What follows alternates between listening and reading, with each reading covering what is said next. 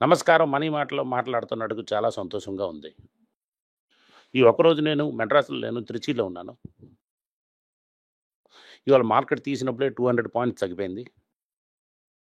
Bank Nifty ఏమో 500 points పడింది. మేము 11 గంటలకేమో త్రిచి నుంచి రికార్డ్ చేస్తున్నప్పుడు మార్కెట్ కొంచెం రికవర్ అయ్యి 70 పాయింట్స్ మైనస్‌లో ఉంటది. మళ్ళీ పడిపేస్తుంది. ఏంటి బాధపడకండి. మనకి మార్కెట్ కింద పడడం, రావడం వల్ల మనకి ప్లెంటీ ఆఫ్ ఛాన్సెస్ దొరుకుతున్నది. మనం ఎక్కడ పడితే అక్కడ హాకీ చేయొచ్చు. ఇవాళ ఏంటి రీజన్ అని చూసారా? ఎనిమిడియా రికార్డ్ సేల్స్ చేసినా కూడా నెక్స్ట్ సారి చిప్స్ అంత లెవెల్‌లో సేల్స్ అవ్వదని చైనాకి పర్మిషన్ రాకుండేమో చైనా పోర్ట్‌లోనే ఉంది. ట్రంప్ పర్మిషన్ ఇస్తాడా లేదా? అలాగ సందేహంలో ఉంది. దీనికి తర్వాత ఎప్పుడు అది చేరుతుందని చూడాలి.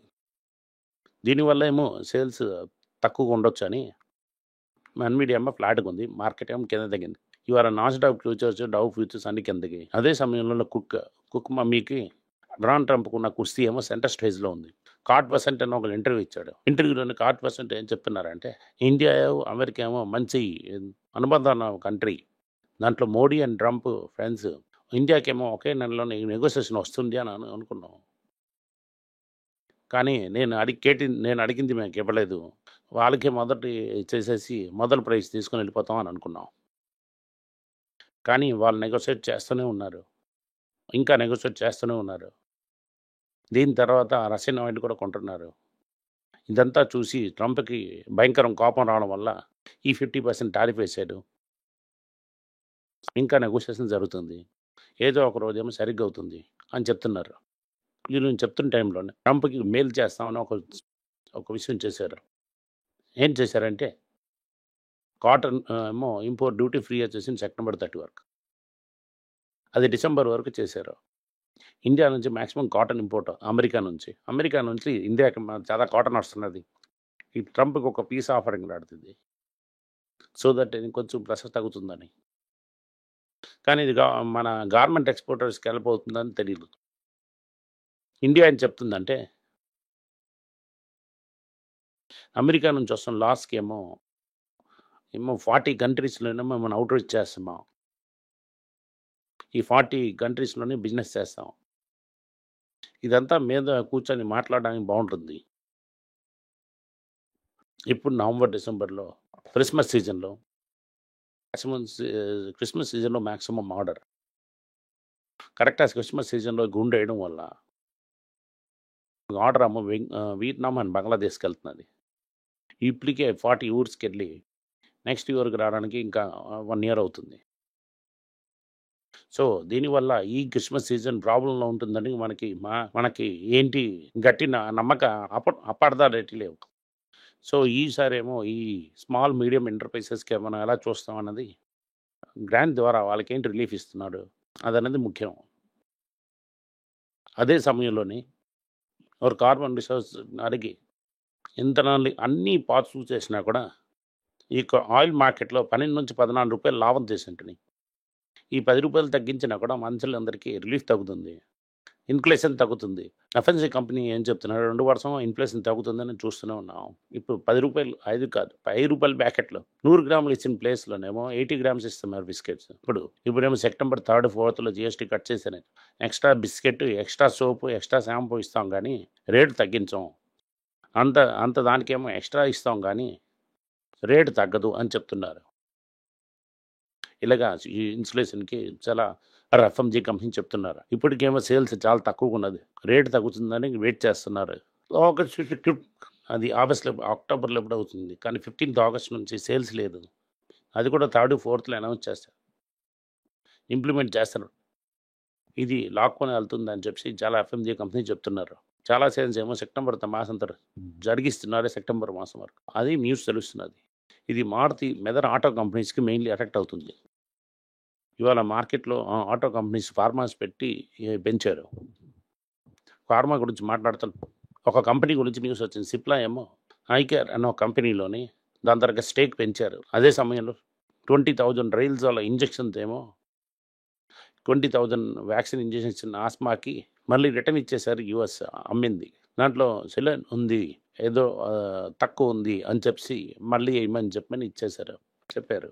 April 2020 only one subsidy doctor రెడ్డిలో మెర్జ్ చేస్తారు. మీరు ట్యాక్స్ సరిగ్గా కట్టలేదు, 8,000 క్రోర్స్ ట్యాక్స్ కట్టు ఐటీ డిపార్ట్మెంట్ చెప్తున్నది. అది సక్సెస్ఫుల్గా వెళ్ళి తెలంగాణ హైకోర్టులోని డాక్టర్ రెడ్డి స్టే తీసుకున్నారు. బయోకాన్కి ఒక కొత్త డ్రగ్కి అమెరికాలోని FDA నుంచి ఒక అప్రూవల్ వచ్చేసింది.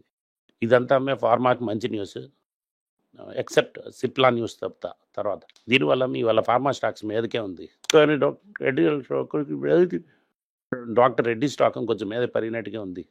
ఇంకా మిగతా మార్కెట్లు అన్నీ ఫ్లాట్గానే ఉండడం వల్ల కొన్ని రెడ్డీస్కి తెలంగాణ హైకోర్టులో కంటున్న దీనికి రిలీఫ్. ఇవాళ Narayanan chief marketing officer idea సిఫాస్మెన్ పెద్ద కొత్తగా ఒక ఏవియేషన్ కంపెనీలో దిగుతున్నారని చెప్తున్నారు. వారేమో 2 వైద్యనాథానికి ప్లీజ్ చేసినారు. ఓవరాల్ ఈ కంపెనీని అప్రైట్ చేసి కంప్లీట్లీ నేను ఇండస్ట్రీ వదిలేస్తే నేను పైనకి వెళ్తున్నాను అని చెప్తున్నారు. అందులో పేపాల్లో ఉండడం, దాంట్లో కోటక్ మహీంద్రా, టైమ్ బ్యాక్, అదే ఈ రోజుల్లో ఏమో వాళ్ళు బ్రాండ్ క్రియేట్ చేయడంలో చాలా గోల్ అప్డేట్ చేశారు అతను. ఇప్పుడు కంప్లీట్లీ ఏవియేషన్ ఇండస్ట్రీకి వెళ్ళిపోతున్నారని చెప్తున్నారు. అలా ఆకాశ్ ఏర్ ఉన్నారని చెప్పి మోస్ట్ ఆఫ్ ది పీపుల్ అనుకుంటున్నారు. వాళ్ళ ఆకాశ్లో జాయిన్ అవుతారని అనుకుంటున్నాను. రిలయన్స్లో నేను చెప్పిన చాలా విషయాలు చాలా మనం డిస్కస్ చేసాము. వీకెండ్లో ఒక ప్రాబ్లం, డేటా ప్యాకేజింగ్ తర్వాత సేల్స్ తక్కువ అవడం, దాని తర్వాత ఒరిజినల్ గ్యాస్ ఇంజిన్ పెట్రోకెమికల్ బిజినెస్లోని రష్యన్ ఆయిల్ తరకు ప్రాబ్లమ్స్, ఇవన్నీ రిలయన్స్ తరకు షేర్ రేటు పెరుగుతూనే ఉంది. దీంతో రిలయన్స్ తలక షేర్ ఏమో ఏజిఎమ్స్లోని పెరుగుతుందని అనుకున్నాడు, కానీ అది పెరిగినా కూడా అంత లెవెల్లో మరి కింద పడిపోతుందని. ఎందుకంటే ఫండమెంటల్స్ మారకుండా ఏది కూడా మారదు. రిలయన్స్ తలక ఫండమెంటల్స్ ప్రాబ్లంలో ఉన్నది. వాళ్ళ తలక పెట్రోల్ డీజిల్కి ఏమో ఇండియాలో మన సేల్స్ కాదు, పై కంట్రీలో సేల్స్, పై కంట్రీలో పెట్రోల్ డీజిల్ తక్కువ చేయడానికి చూస్తున్నారు. అదే సమయంలోని వీళ్ళు రష్యన్ ఆయిల్ రిఫైనరీలో యూజ్ చేయడం వల్ల వాళ్ళ మీద శాంక్షన్ రావడానికి కూడా ఛాన్సెస్ ఉంది. దీనివల్ల రిలయన్స్ షేర్కి పాజిటివ్ న్యూస్ దగ్గర లేపడం వల్ల ఇవాళ ఏమో రూపాయి ఏమో రేటు పెరుగుతూనే ఉంది. మళ్ళీ గోల్డ్ ఏమో ఇప్పుడు 9,400 రూపీస్ పెరిగిపోయింది. ఇంకా గోల్డ్ మీద పెరుగుతుంది. ఎందుకంటే అమెరికాలోనే ఫెడ్ ఏమో రేటు తగ్గిస్తున్నారు అని ఎక్స్పెక్ట్ చేస్తున్నాడు. వాళ్ళు రేట్ కట్ చేశారంటే ఇంకా గోల్డ్ రేట్ పెరుగుతుంది. దానివల్ల ఏమో తంగమైన షేర్స్ అనేమో భయంకరంగా పెరిగాయి. Manappuram, Muthoot, South Indian bank మంచిది. ఇవాళ South Indian bank, federal bank consider చేసిందిరా అనుకుంటున్నాను. ఇవాళ చాలా పటాస్ గురించి మాట్లాడాను. మిగతా స్లాట్స్ మాట్లాడినా కూడా సో ఓవరాల్ చూసారంటే అది మార్కెట్ కన్నా బెటర్గా పెర్ఫామ్ చేస్తున్నది. ట్రేడర్ తలక క్లయింట్స్ అందరూ హ్యాపీగా ఉంటారు. ట్రేడర్ ఏమో 3-4 స్టాక్స్ కూడా చెప్పారు, అది కూడా బాగా పెర్ఫామ్ అయింది.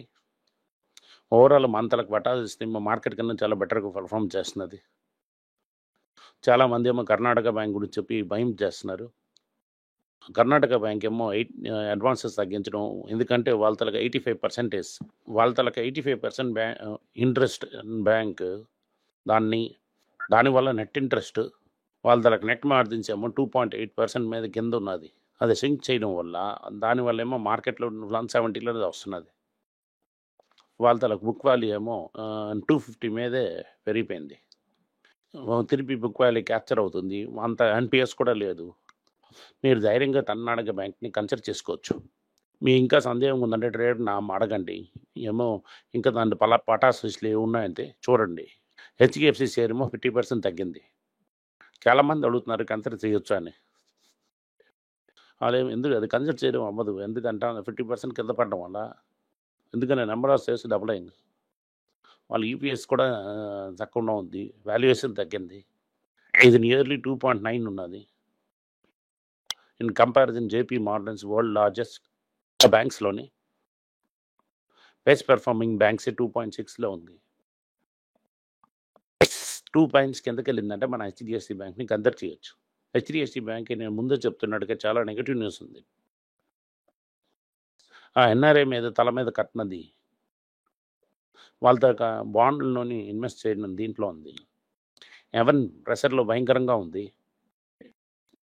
చాలామంది రెగ్యులేటర్స్ కూడా ఉన్నారు. పైకంటి రెగ్యులేటర్‌లో బహ్రెయిన్ అండ్ యూఏఈ రెగ్యులేట్ చాలా స్ట్రిక్ట్‌గా చూస్తారు. అదే సమయంలో శశిధర్ మీదున్న కేసు అదే సమయంలోనేమో అవతలకి ఎంప్లాయ్‌మెంట్ ఎంగేజ్‌మెంట్ ఇది కూడా తక్కువనే ఉంది. ఈ 3 కన్‌ఫ్యూజన్ ఉండడం చూడడం వల్ల, ఇంకా ఐసీఐసీలో సందీప్ చాలా బాగా పనిచేయడం వల్ల వీళ్ళ తాలూకా మార్కెట్ చాలా ప్రెషర్‌లో ఉంది. వాళ్ళ తాలూకా క్రెడిట్ కార్డ్ ఈల్డేమో ఐసీఐసీఐకి సరంకైపోయారు. మ్యూచువల్ ఫండ్స్‌లోని ప్రశాంత్ జై వాడి తాలూకా స్టార్ మ్యూచువల్ ఫండ్ మేనేజర్ ఆవిడ. కానీ వారు ఐసీఐసీలో చాలా కంటిన్యూ చేస్తూనే ఉన్నారు. ఇదంతా చూస్తున్నప్పుడు ఓవరాల్ ప్రెషర్‌లోనే ఉన్నారు హెచ్‌డీఎఫ్‌సీ బ్యాంక్. మీరు ఏదైనా కింద పడితే చూడొచ్చు. కింద పడడం చూసి అవుతే అది కన్సిడర్ చేయొచ్చు. టాప్ 2, 3 పబ్లిక్ సెక్టర్ బ్యాంక్స్‌ని పెంచి స్టాక్‌ని మేనేజ్ చేశారు. ఇది చాలా రోజులకి ఆగదు. ఒక రిపోర్ట్ కాస్ట్ పర్సెంట్ చెప్తున్నప్పుడు ఆ కాస్ట్ పర్సెంట్ ఏమో ఇండియా రిజర్వ్ కరెన్సీ అన్నాడు. రూపీ చిలక ఆల్ టైమ్‌లో వెళ్తున్నది. ఇది గురించి అడక్కండి అని చెప్పి నవ్వుతూనే ఉన్నారు. మన తాలూకా ప్రొపగండా వల్ల మనం నమ్ముతూనే ఉన్నాం. ఈ రూపాయి ఏమో యూఏకి తీసుకెళ్ళినా కూడా ఇండియన్ ఎక్సే తీసుకుంటున్నారు కానీ వైట్ పీపుల్ ముట్టడం లేదు. ఈ సింగపూర్‌లో కూడా ఇండియన్ ఎక్స్‌చేంజ్ తీసుకుంటారు కానీ మిగతాది అంతా యాక్సెప్ట్ చేయడం లేదు. ప్రొపగండాకి తీసుకొని మన కరెన్సీ చాలా స్ట్రాంగ్.